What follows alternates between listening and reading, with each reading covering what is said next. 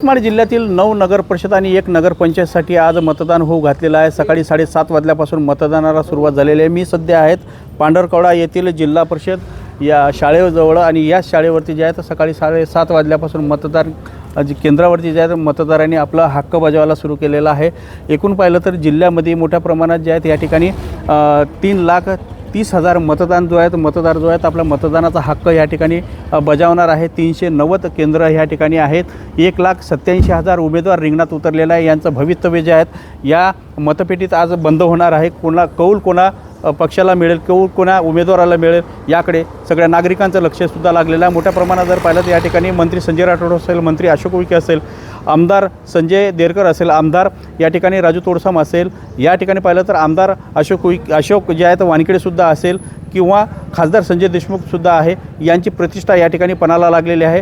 कुठलाही अनुचित प्रकार घडू नये यासाठी जे आहे तर पोलीस प्रशासन जे आहे तर सज्ज झालेलं आहे।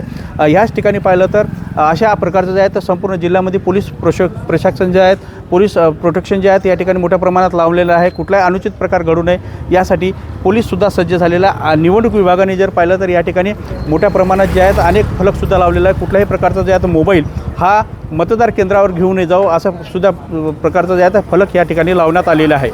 संजय राठोड, लोकशाही मराठी, यवतमाळ।